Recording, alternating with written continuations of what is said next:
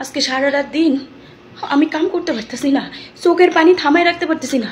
আমার এক প্রবাসী ভাই মালয়েশিয়া মারা গেছে পর তাকে রাস্তায় নিয়ে ফেলে দিয়েছে, সে অবৈধ দেখা।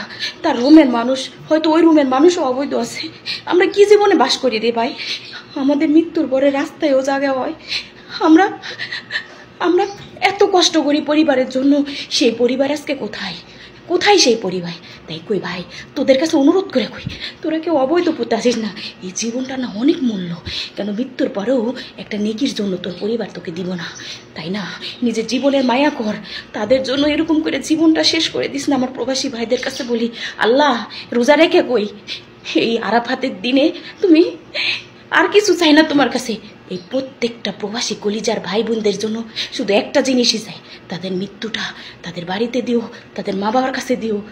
এরকম করে যেন রাস্তায় নিয়ে ফেলে দেয় না। মানুষকে কিভাবে ফেলে দিল।